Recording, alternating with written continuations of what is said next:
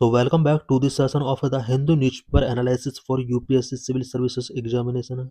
Today we will discuss mainly four issues. The first issue is related to Shanti Bill 2025.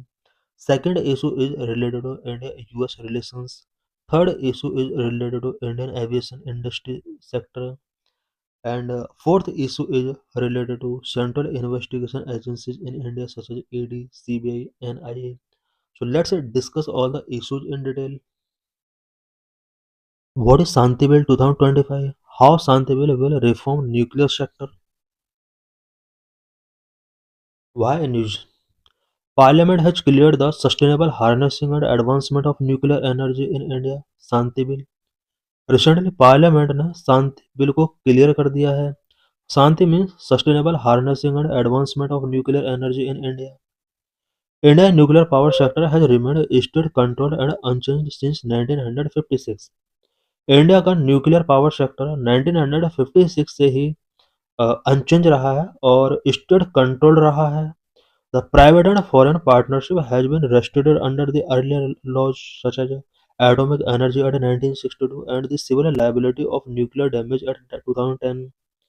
India में nuclear power sector में private and foreign partnership को restrict किया गया, specially कुछ laws के through. Atomic energy act 1962, civil liability for nuclear damage act 2010 के through. Private and foreign companies avoided India due to its state liability law. India में liability law बहुत ज़्यादा strict थे. यही वजह है कि प्राइवेट एंड फॉरेन कंपनीज ने न्यूक्लियर पावर सेक्टर में इंगेज होने से अपने आप को अवॉइड किया. What is the Shanti bill? Shanti bill से रिलेटेड कुछ इंपॉर्टेंट पॉइंट्स में यहाँ पर डिस्कस करेंगे. The Shanti Bill marks a major policy shift by opening India's nuclear power sector, previously a state-controlled monopoly, to private and foreign partnership. Private entry. Indian companies can now seek license to own, build, and operate a nuclear power plant. Indian companies अब nuclear power plant को operate करने के लिए, build करने के लिए licence taking कर सकती हैं. Ownership structure.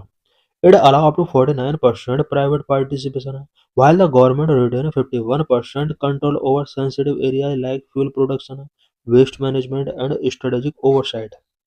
End of monopoly. It ends the exclusive control of the Nuclear Power Corporation of India Limited over plant operations. पहले प्लांट ऑपरेशंस पर nuclear power corporation of India limited NPCIL का control हुआ करता था, but अब इस control को and कर दिया गया है. Investment and technology focus. Nuclear energy mission. The government has allocated rupees 20,000 crore to boost the nuclear energy mission. Nuclear energy mission को बूस्ट करने के लिए गवर्नमेंट ऑफ इंडिया ने अबाउट 20,000 रुपीज का एलोकेशन गिवन किया है. A primary focus is on a deployment of small modular reactors and advanced indigenous reactor designed to ensure long-term energy security and a clean energy transition. Atomic Energy Regulatory Board. What is Atomic Energy Regulatory Board? The Atomic Energy Regulatory Board, established in 1983, has been granted statutory status. AERB को अब statutory status given किया गया है. Role of AERB. It is now answerable to Parliament rather than just the executive branch. AERB अब executive branch को answer given करने के बजाय अब पूरे पार्लियामेंट के प्रति रिस्पॉन्सिबल होगी. इट मीन्स पार्लियामेंट के प्रति आंसरेबल होगी.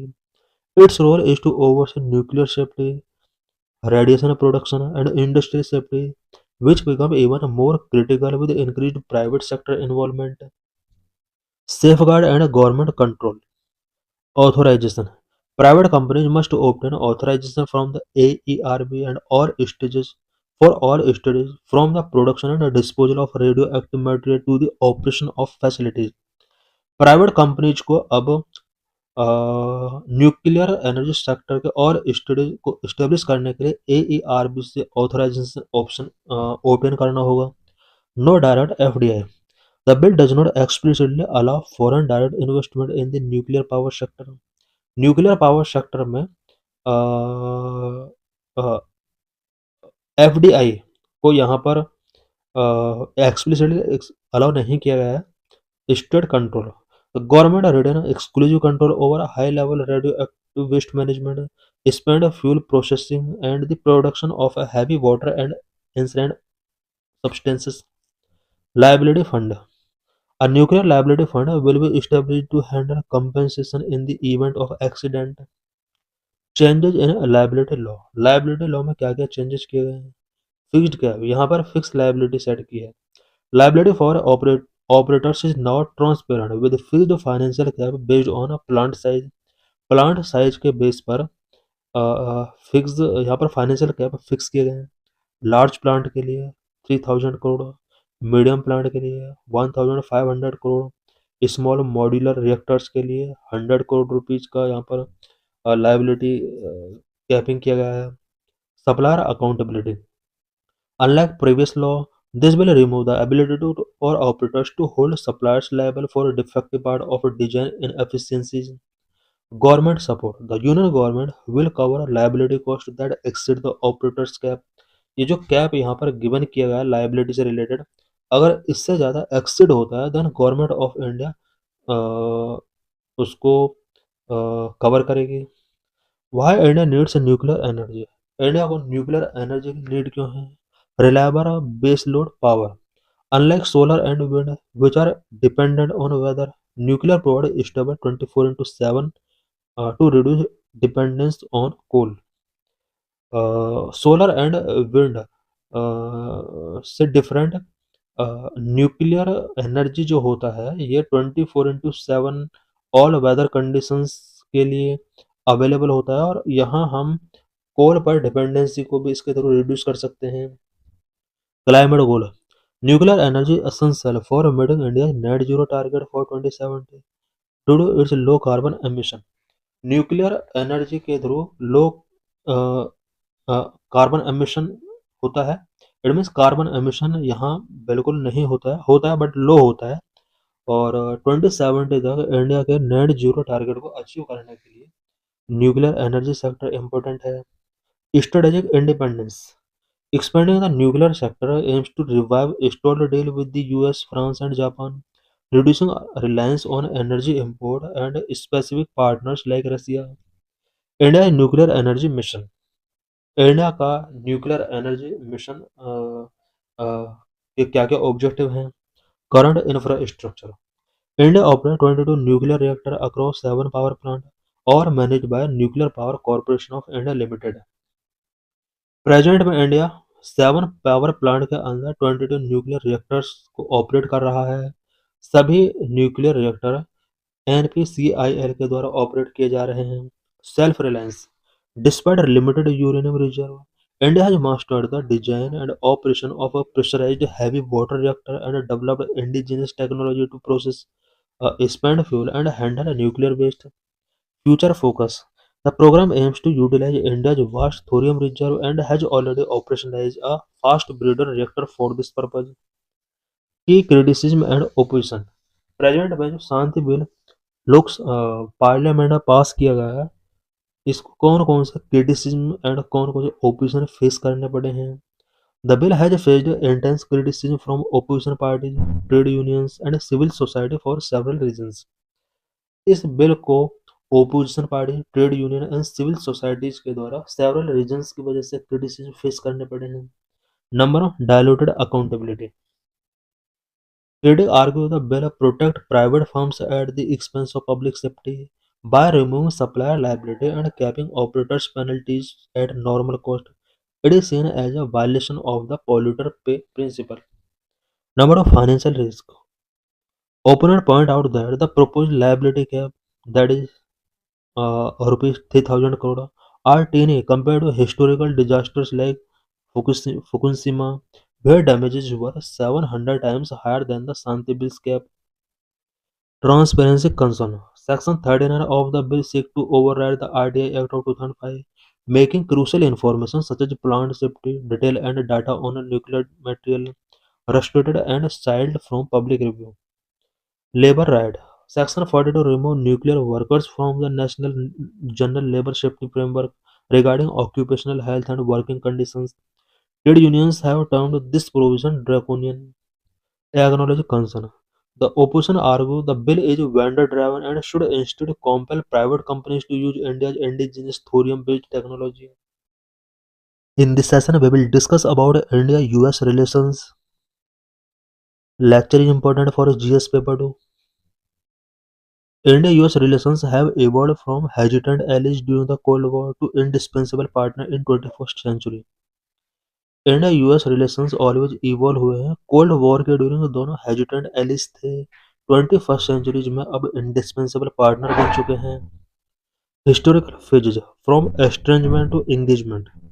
The relationship can be categorized into four distinct phases. India और यूएस रिलेशंस को फोर डिस्टिंक्ट फेजेज में कैटेगराइज किया जा सकता है। Number one, 1947 to 1991, the era of estrangement। 1992-2000 post cold war thaw. Next, Pokhran second, 2000-2014 the turning point. 2000 से present strategic convergence. 1947 to 1991 the era of estrangement, cold war dynamics, India's policy of non-alignment and its close ties with the Soviet Union created friction। 1970 से 1991 का जो era रहा है, India और US दोनों के लिए एरा ऑफ estrangement रहा है। कोल्ड वॉर डायनेमिक्स, इंडिया का नॉन अलाइनमेंट पॉलिसी रहा है, बट सोवियत यूनियन के साथ क्लोज टाइज भी इंडिया का रहा है, जिसने इंडिया और यूएस के बिटवीन फ्रिक्शन क्रिएट किए। The Pakistan factor. The US saw Pakistan as a key ally against communism, while India viewed this as a threat to regional stability. Nuclear friction. India 1974 smiling Buddha nuclear test led to US-led sanctions and the formation of nuclear supplier group to restrict technology flow to India। 1974 में India ने smiling Buddha nuclear test conduct किया, जिसकी वजह से US ने India के ऊपर कुछ सैंक्शंस इम्पोज किए। इसके बाद इंडिया के लिए टेक्नोलॉजी फ्लो को रेस्ट्रिक्ट करने के लिए न्यूक्लियर सप्लाई ग्रुप फॉर्मेशन किया गया। 1991 to 2000 post cold war though. Economic liberalisation, India 1991 reforms open its market attracting US investment. 1999 में 1991 में इंडिया के अंदर कुछ रिफॉर्म किए गए, मार्केट ओपन किया गया एंड इन्वेस्टमेंट यूएस इन्वेस्टमेंट को यहाँ पर अट्रैक्ट किया गया। Pokhran second, relation developed briefly after India's nuclear test, but the subsequent Talbot-Singh dialogue set the stage for a mature reconciliation। India ने जब सेकंड न्यूक्लियर टेस्ट किया, इस टेस्ट के बाद इंडिया और यूएस के रिलेशंस कुछ डिप्ड हुए। 2000 to 2014 the turning point, civil nuclear deal in 2008, often called a 123 agreement. This ended India's nuclear isolation and signaled that the US recognized India as a responsible nuclear power despite being a non-signatory to the NPT। 2008 में India और US के बीच में civil nuclear deal हुआ, which is also known as 123 agreement. Counter terrorism, post 9/11 both nations found common ground in fighting global terrorism. 9/11 के बाद दोनों countries को ग्लोबल टेररिज्म फाइट करने के लिए कॉमन ग्राउंड मिला। 2014 to present strategic convergence elevated to a comprehensive global strategic partnership in 2020। 2020 में दोनों कंट्रीज अब कॉम्प्रिहेंसिव ग्लोबल स्ट्रेटेजिक पार्टनर बन चुके हैं। Common concern over a rising and assertive China in the Indo Pacific. Indo Pacific में China का जिस तरह से इन्फ्लुएंस इंक्रीज हो रहा है, ये दोनों कंट्रीज के लिए कॉमन कंसर्न है। Key pillars of current cooperation, India और यूएस के बीच कोऑपरेशन के की पिलर्स क्या है? Defence, India is a major defence partner, signed the four fundamental agreement GSOMIA, LEMOA, COMCASA and BECA. India और यूएस दोनों major defence partner हैं। दोनों कंट्रीज के बीच में कुछ फाउंडेशनल एग्रीमेंट साइन किया है, सच एज जिसोमिया, लेमोआ, कोमकासा एंड बेका। Technology ICAD initiative on critical and emerging technology focusing on AI, semiconductors and space।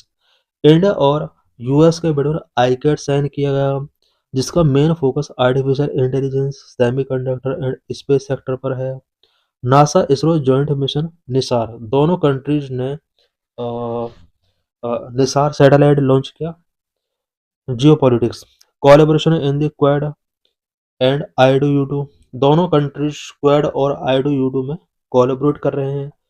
Quad के अंदर India, US, Japan, Australia countries include हैं, जबकि I2U2 के अंदर इंडिया, इजराइल, यूएसए, यूएई हैं। Open Indo Pacific free and open Indo Pacific को ensure करने के लिए दोनों ऑर्गेनाइजेशन इंपॉर्टेंट हैं। Economy the US is India largest trading partner, US India का लार्जेस्ट ट्रेडिंग पार्टनर है। India has trade surplus with US. People to people the 4 billion strong Indian diaspora act as a living bridge influencing US policy via the Samosa caucus in Congress। Major challenges and friction point, India और US के बीच में major challenges क्या क्या हैं, friction point क्या क्या हैं। Strategic autonomy, India's refusal to condemn Russia over the Ukraine conflict and its purchase of the S-400 Triumph highlight India's independent foreign policy। Ukraine conflict को लेकर इंडिया का रशिया को कॉन्फ्लिक्ट करने के लिए रिफ्यूजल करना एंड S-400 का purchasing, ये इंडिया की इंडिपेंडेंट फॉरेन पॉलिसी को हाईलाइट करता है। Trade and IP rights, dispute over H-1B visas, high Indian tariff, and US concern over India's intellectual property right regime, human rights and democracy। Periodic US State Department report criticizing India on religious freedom and press freedom often lead to diplomatic war of words। Data localization, the US tech giant oppose India's push for local data storage under the Digital Personal Data Protection Act। What is way forward? Balance of power, India needs the US for high tech transfer and the balance China। Global governance, the US support India's permanent seat in a reformed UN Security Council and its entry into the NSG। In this session, we will discuss about India's aviation industry. What is the status of aviation sector in India? Number one, third largest domestic aviation. India's aviation industry has experienced significant growth in the past some years। India is the third largest domestic aviation market globally। Last कुछ years में India के aviation industry ने significant growth experience किया है। India third largest domestic aviation market है globally. Number two, role in GDP, Indian aviation also contribute 5% of the GDP, creating a total of 4 billion job. Indian aviation का GDP में 5% role है, 4 million people को job given करता है। Number three, the Indian aviation fleet consists of over 860 aircraft, accounting for around 2.4% of global fleet, and total operational airport increased from 74 in 2014 to 162 in 2025। 2014 में total operational airport 74 हुआ करते थे, present में 162 operational airport हैं। Number one, passenger growth. Domestic air passenger traffic has seen significant annual growth with figures exceeding pre-pandemic level। Number five, gender equality. India has a high share of women pilots, significantly above the global average of 5%। Indian aviation sector में 15% women pilot हैं, जबकि global average 5% है। What are key drivers of India's aviation growth? India के aviation growth के लिए की drivers क्या क्या हैं? Number one, growing middle class. Number two, fleet expansion. Number three, tourism and business travel. Number four, talent pool. Number five, increasing private sector participation. Number six, government initiatives. Number one, growing middle class. India's growing middle class has doubled domestic air travel in a decade, reaching 37.6 crore in financial year 24 with 15% year-on-year growth. India का middle class का अब domestic air travel grow हो रहा है। Financial year 24 में about 37.6 crore domestic middle class people ने travel किया। The demographic shift has led to increased demand for affordable and accessible air travel, especially on a domestic route. Number of flight expansion. Airlines like Indigo and Air India have pledged a massive aircraft number. The number of operational commercial aircraft is expected to reach 1,100 by 2027, up from 771 in 2023. Number three, tourism and business travel. The rise of religious, medical, adventure tourism and growing business travel has boosted the overall growth of India's aviation sector. India के aviation sector के growth के लिए religious, medical, adventure tourism इन सभी का एक important role रहा है। Number 4, talent pool. India has 15% women pilot compare to the global average of 5%, highlight significant progress in aviation gender equality. Aviation gender equality में इंडिया का एक इम्पोर्टेंट रोल रहा है। वुमेन पायलट 15% कॉन्स्टिट्यूट करते हैं जबकि ग्लोबल एवरेज 5% है। Number 5, increasing private sector participation. Public private partnership airport have grown from just 5 in 2014 to 24 in 2024. The national monetization pipeline include privatization of 25 airport. India में private sector participation काफ़ी increase हो रहा है। Public private partnership के through बनने वाले airport 2014 में only 5 थे। 2024 में इनका नंबर 24 तक इंक्रीज हो चुका है। नेशनल मोनेटाइजेशन पाइपलाइन जो कि 25 एयरपोर्ट के प्राइवेटाइजेशन को इंक्लूड करता है। Number 6, government initiative. एविएशन से रिलेटेड गवर्नमेंट ऑफ इंडिया के कुछ इनिशिएटिव्स रहे हैं सच एज उड़ान। उड़े देश का आम नागरिक has enhanced regional connectivity by subsidizing airfares and developing airport. Under UDAN, over 519 routes have been operationalized, improving accessibility to remote and interior regions across the country. Next, Digi Yatra. Digi Yatra enable a contactless, paperless air travel through facial recognition technology for seamless passenger processing. Next, the government allow 100% FDI in scheduled domestic airlines, while non-resident Indians can invest 100% under the automatic route in scheduled air transport service. Between 2000 and 2024, India attracted USD 3.85 billion in FDI in the air transport sector. Air transport sector में India ने 2000 से 2024 के between about 3.85 billion dollar का FDI attract किया है। India implemented a uniform 5% integrated goods and service tax on aircraft parts to boost the domestic maintenance, repair, and overhaul industry, which is projected to reach USD 4 billion by 2030. What challenges does Indian aviation face? Indian aviation कौन कौन से challenges face कर रहा है? Number 1, high fuel cost. Number 2, aviation is a low margin industry. Number 3, exchange rate volatility. Number 4, sustainability. Number 5, lack of regional connectivity. Number 6, regulatory complexity and overlaps. Number 7, overdeveloped airspace modernization. Number 1, high fuel cost. Aviation turbine fuel is heavily taxed in India, making up a significant portion of airline operating expenses and adding to the financial burden. Number 2, aviation is a low margin industry with a global net profit margin of just 3.6%. Number 3, exchange rate volatility. The depreciation of Indian rupee against the US dollar raised cost of the airlines as key expenses like aircraft leasing and fuel import are dollar dominated. Number 4, sustainability.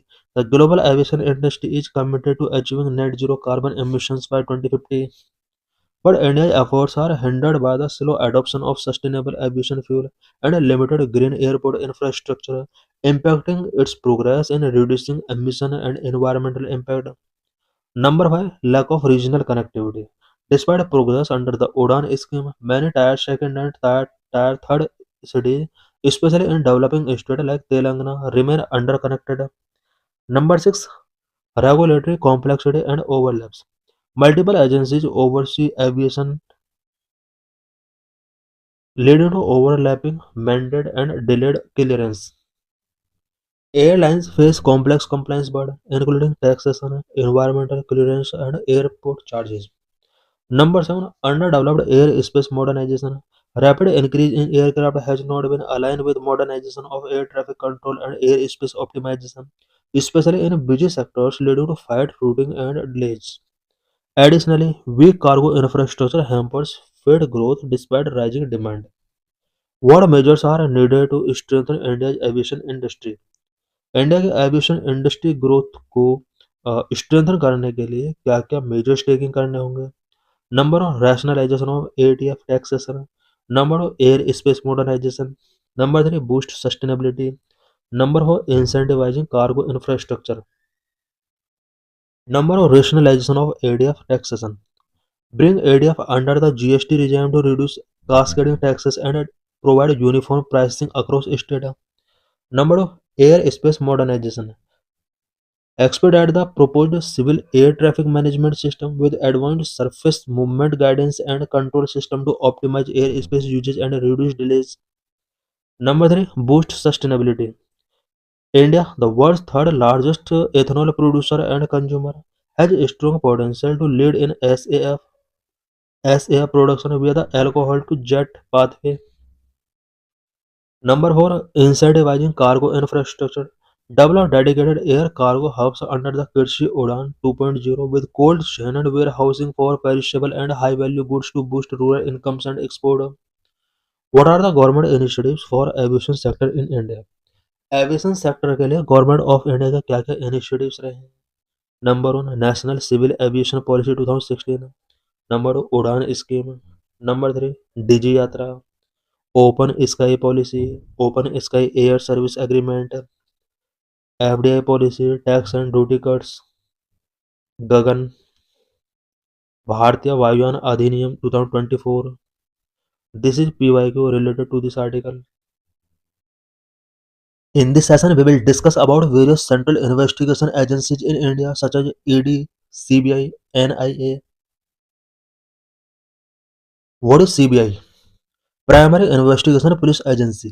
CBI is the primary investigating police agency in India which provide assistance to the Central Vigilance Commission and Lokpal. CBI India के primary investigation police agency है जो कि central vigilance commission and Lokpal के लिए assistance provide कराती है. Drive its power to investigate from Delhi Special Police Establishment at 1946. It is not a statutory body but drive its power to investigate from the Delhi Special Police Establishment at 1946. CBI को जो power given की गई है वो Delhi special police establishment at 1946 के according given की गई है. CBI functions under the Superintendence of the Department of Personnel, Ministry of Personnel, Pension and Public Grievance, Government of India, which falls under the Prime Minister's office. CBI जितने भी functions perform करती है department of personal के सुपरिंटेंडेंस के according करती है. Department of personal ministry of personal pension and public grievance के under आता है और ये मिनिस्ट्री प्राइम मिनिस्टर्स ऑफिस के अंडर आती है. Coordinate investigation on behalf of Interpol member countries. CBI is also a nodal police agency in India, which coordinate investigation on behalf of Interpol member countries. High conviction rate. Its conviction rate is high as 65 to 70%, and it is compared with the best investigation agencies in the world. CBI का conviction rate very high है, about 65 to 70% इसका conviction high है. That is why it is known as best investigation agencies in the world. Prevention of Corruption Act. However, superintendents for investigations for offences under the Prevention of Corruption Act vest with the Central Vigilance Commission. Prevention of corruption act से related जितने भी functions इसको perform करने होते हैं central vigilance commission के superintendents के under ही इसको फंक्शंस परफॉर्म करने होते हैं. Historical background of establishment of CBI. CBI के एस्टेब्लिशमेंट का हिस्टोरिकल बैकग्राउंड क्या रहा है? Special police establishment at 1941 in British India during the period of World War II.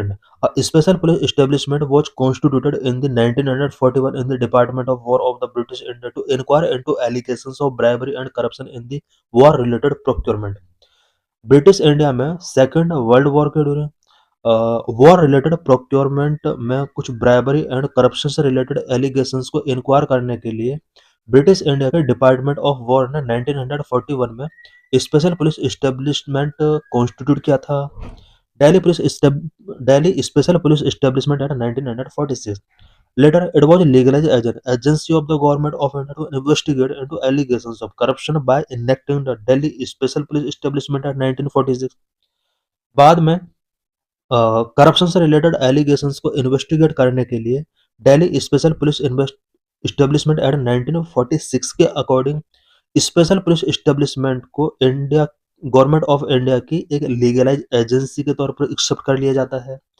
It means पहले स्पेशल पुलिस इस्टेब्लिशमेंट किया गया था 1941 में, इसको बाद में लीगल एजेंसी के तौर पर एक्सेप्ट कर लिया जाता है सो दैट करप्शन से रिलेटेड एलिगेशंस को इन्वेस्टिगेट किया जा सके। और इसके लिए Delhi special police establishment act 1946 enact किया गया था। CBI was recommended by Santnam committee. The establishment of the CBI was recommended by the Santnam committee on prevention of corruption 1962 and 1964। India में प्रिवेंशन ऑफ करप्शन से रिलेटेड 1962 में संतनाम कमेटी इस्टेब्लिश की गई थी। इस कमेटी ने करप्शन के प्रिवेंशन के लिए सीबीआई का रिकमेंडेशन गिवन किया। In 1963, the CBI was established by the Government of India to investigate serious crimes related to defense of India, corruption in high places, serious fraud, cheating and embezzlement, and social crime, particularly of hoarding, black marketing, and profiteering in essential commodities, having all India and interstate ramification। 1963 में government of India के द्वारा CBI establish कर दी जाती है so that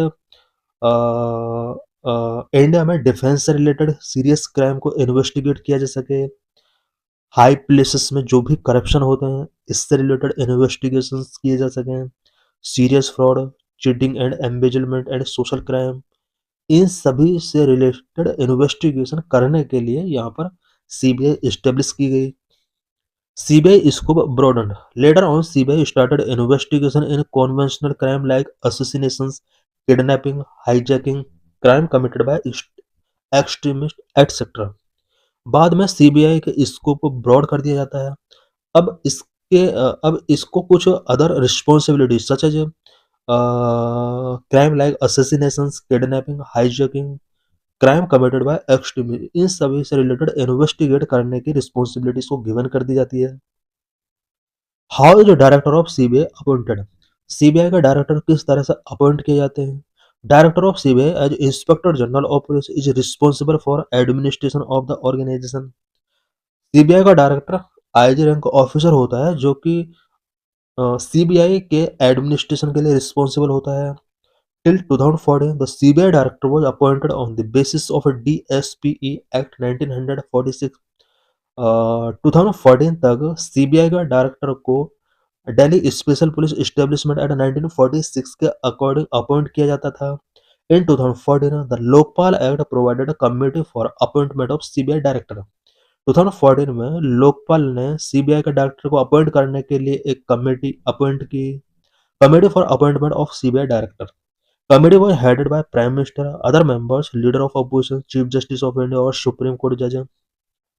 इस committee का जो हेड होगा वो इंडिया का प्राइम मिनिस्टर होगा, other member leader of opposition and CJI इसके अदर मेंबर होंगे। इट मींस इस कमेटी के अंदर टोटल 3 मेंबर होंगे।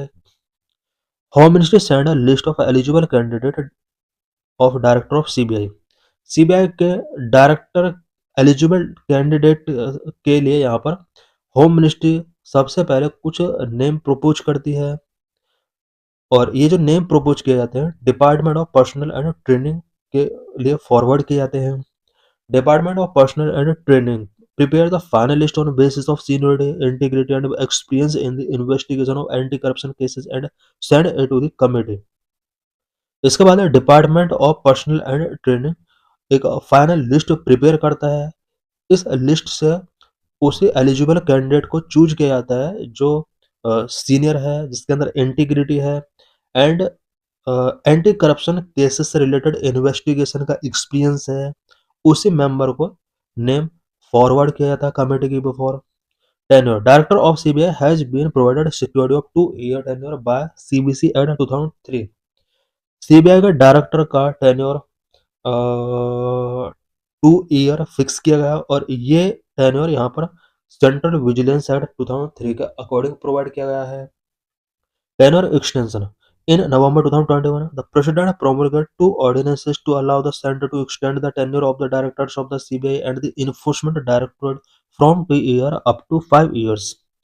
नवंबर 2021 में प्रेसिडेंट ने एक ऑर्डिनेंस 2 ऑर्डिनेंस यहाँ पर इशू किए थे। स्पेशली सेंट्रल गवर्नमेंट को ये अलाउ कर दिया गया कि वो सीबीआई एंड ईडी के टेन्योर को 2 ईयर्स से अब 5 ईयर्स तक इंक्रीज कर सकते हैं।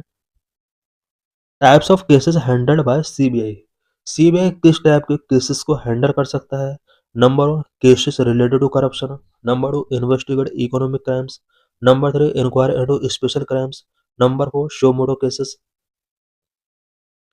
Number 1, cases related to corruption.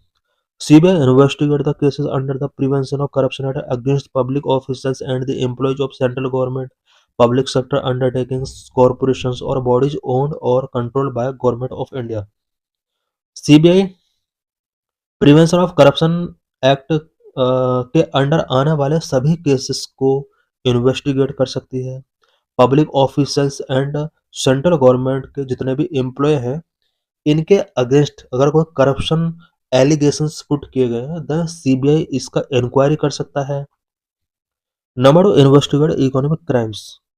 It investigate major financial scams and serious economic frauds including crime related to fake Indian currency notes, bank fraud and cyber crime, import, export and foreign exchange violations, large scale smuggling of narcotics, antique, cultural property and smuggling of other contraband items, etc. Number 3, inquiry into special crimes. It investigates serious and organized crime under the IPC and other laws on the request of state government or on the order of the Supreme Court and High Court. State government के request के बाद, supreme court या high court के order के बाद ये organize crime से related investigation कर सकती है। कुछ other issues such as terrorism, bomb blast, kidnapping, इन सभी इशू से रिलेटेड भी इन्वेस्टिगेशन इसको करने की पावर गिवन है। Number 4, suo motu cases. CBI can suo motu take up investigations of offences only in UD. UD में अगर कोई ऑफेंस किया जाता है, देन सीबीआई को ये पावर गिवन की गई, वो शो मोटो टेकिंग कर सकती है। Prior consent of the concern state government. The central government can authorize CBI to investigate a crime in a state, but only with the consent of the concerned state government. Central government अगर crime से related किसी एक state के अंदर investigation कराना चाहती है, then उसके लिए पहले स्टेट से परमिशन टेकिंग करना होगा। Not need prior consent of the concerned state government. The Supreme Court and High Court, however, can order CBI to investigate a crime anywhere in the country without the consent of the state. Supreme court या high court के order के बाद CBI किसी भी state के अंदर without state permission investigate कर सकती है। Now we will discuss about ED enforcement directorate established on May 1, 1956, operate under Department of Revenue, Ministry of Finance, headquartered in New Delhi. ED primarily enforces prevention of money laundering Act 2002, Foreign Exchange Management Act 1999, and Fugitive Economic Offenders Act 2018. इन 3 act से related investigation ED को करना होता है। Prevention of money laundering act 2002, it means money laundering से related investigation ये कर सकती है। Foreign exchange management act 1999 and fugitive economic offenders act 2018। Specially ये जो एजेंसी है ये फाइनेंस एंड मनी से रिलेटेड इन्वेस्टिगेशन करती है। Appointment of director of enforcement appointed by the central government on the recommendation of a committee chaired by CBC। Enforcement का जो director होता है वो सीबीसी के द्वारा चेयर की गई कमेटी के रिकमेंडेशन के बाद सेंट्रल गवर्नमेंट के द्वारा किया जाता है। Tenure the initial tenure is 2 year with a possible of up to 3 annual extensions for a maximum of 5 years। Initially इसका जो टेन्योर होता है 2 years का होता है बट 3 मैक्सिमम एक्सटेंशन गिवन किए जा सकते हैं मैक्सिमम 5 years के लिए ये सर्विस प्रोवाइड कर सकता है। Officers of ED in ED recruitment of the officers is done directly and drawing officers from other investigation agencies. Other investigation agencies के जो ऑफिसर्स होते हैं उन ऑफिसर का रिक्रूटमेंट ईडी के अंदर किया जा सकता है। It comprises officers of IRS, IPS and IAS, income tax officer, excise officer, custom officer and police. Regional offices ED has 5 regional offices at Mumbai, Chennai, Chandigarh, Kolkata and Delhi headed by a special director of enforcement। Functions of ED ED के functions क्या क्या होते हैं? Main financial investigation agency of government of India ED government of India की main financial investigation agency है। ED main financial investigation agency of government India functions in state compliance with the consultation and law of India. ED या multidisciplinary organization mandated with investigation of offences of money laundering and violation of foreign exchange law. Money laundering से related जो भी offences किए गए हैं उनका investigation कर सकता है या फिर फॉरेन एक्सचेंज लॉ के वायलेशन से रिलेटेड मैटर को इन्वेस्टिगेट ये कर सकता है। Now we will discuss about national investigation agency NIA. NIA NIA is India's primary federal counter-terrorism law enforcement agency. It was established in response to 2008 Mumbai terror attack to handle terror-related crimes across state boundaries without requiring state government consent. India में NIA primary federal counter terrorism law enforcement agency है। 2008 में Mumbai terror attack के response में इस agency को establish किया गया था so that terror related crimes को इंडिया में हैंडल किया जा सके। Status a statutory body under the national investigation agency act 2008। NIA national investigation agency act 2008 के अकॉर्डिंग एक स्टैट्यूटरी बॉडी है। Ministry functions under the Ministry of Home Affairs, headquarter New Delhi with several regional branches such as Delhi, Kolkata, Chennai। Present में इसके about 21 branches हो चुके हैं। Conviction rate maintain a high conviction rate of approximately 95.23%। NIA का conviction rate very high है, about 95.23% इसका conviction rate है। की powers and jurisdiction of NIA। NIA की क्या क्या पावर्स हैं, क्या क्या इसके ज्यूरिसडिक्शंस हैं। Suo motu power the central government can direct the NIA to investigate any scheduled offence anywhere in India without a state government request. State government से request के विदाउट सेंट्रल गवर्नमेंट NIA से scheduled offence को investigate करा सकती है। Extraterritorial jurisdiction Following the 2019 amendment, the NIA can investigate offences committed outside India if they target Indian citizens or affect Indian interest। 2019 में amendment के बाद NIA को अब इंडिया का आउटसाइड ऑफेंस अगर कमिट किए गए हैं उससे रिलेटेड इन्वेस्टिगेशन यहाँ पर कराया जा सकता है इसके थ्रू।